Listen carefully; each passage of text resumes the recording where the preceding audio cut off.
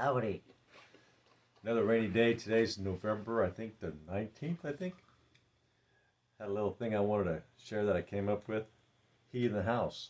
Um, so dry heat, electric heat is really dry. Um, and so what I came up with is a propane style heating of my house. Propane right now, I think I just paid for 5 gallons. So it was about $10 for a 20-pound tank. And so what I did, and I had four of them. So what I did is I filled those up, had those filled up for $10 each. I think they're like $23 if you buy them at Home Depot. They're like $23 for an exchange, and yeah, I paid $10 to fill them up.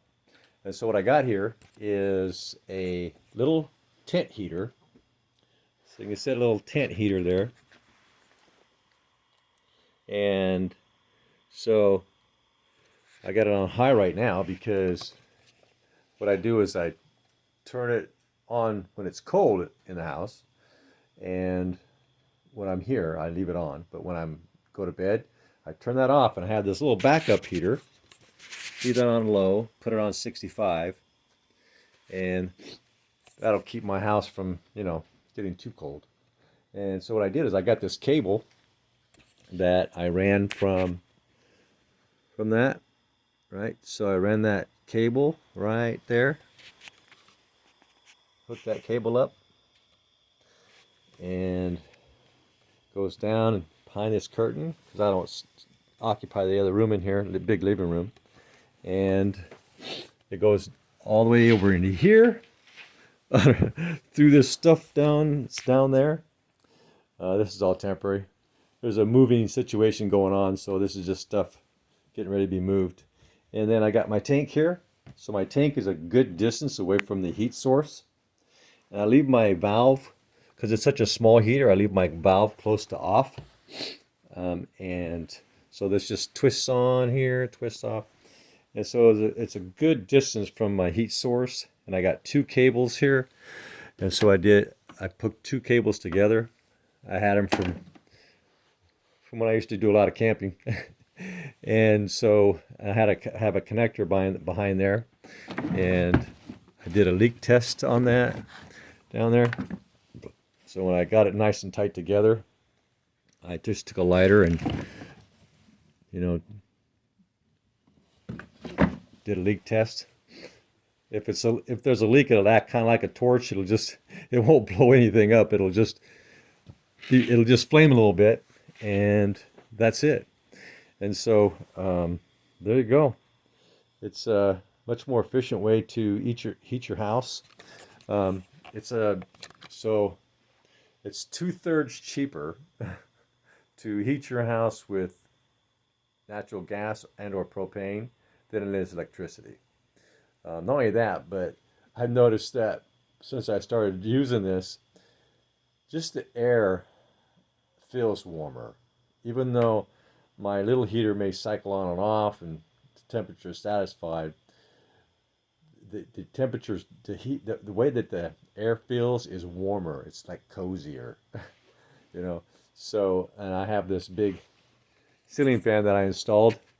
So as the heat, I got it on winter direction, which is, what is that?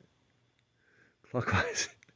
Yeah, I think it's clockwise. Yeah, clockwise. So winter direction is clockwise, and summer is counterclockwise.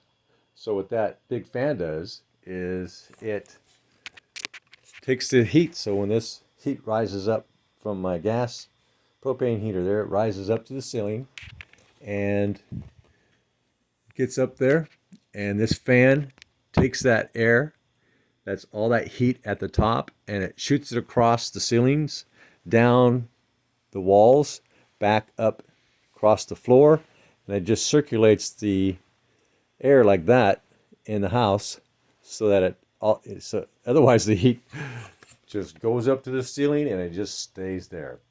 Not good. I want it down here where I can feel it on my fingers and I feel it in my bones, and yeah. So it's good to have an oscillating fan like that.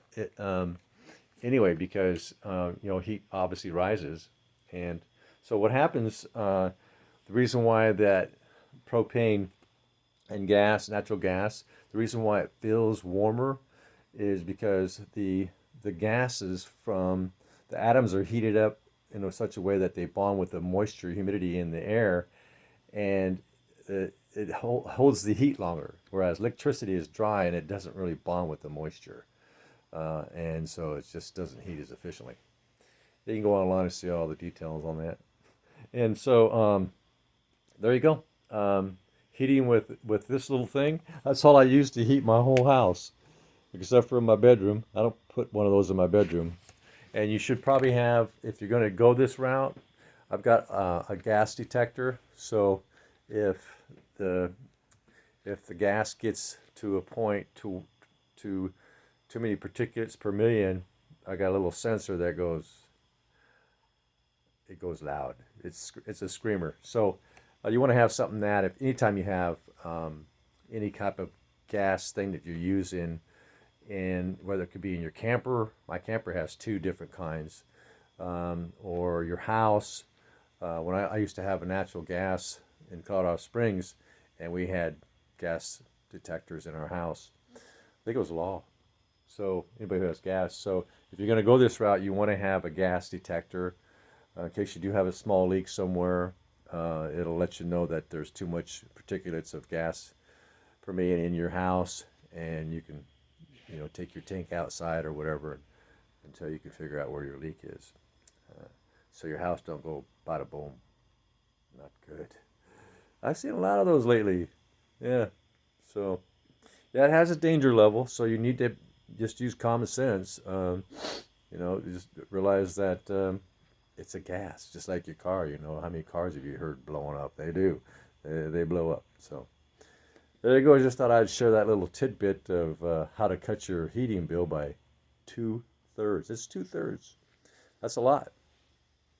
If you're on, Social Security like I am, you can cut your heating bill by 2/3. That's the way to go. So I haven't found a job yet, but in the meantime, I'm going to cut my utility bill by 2/3. My heating bill anyway. Still got your sewer, you still got your, water that you still have to pay for. But other than that, that's it then. I'm going to make an exercise video soon. Tune in. We'll get pumped up together. Bye-bye now.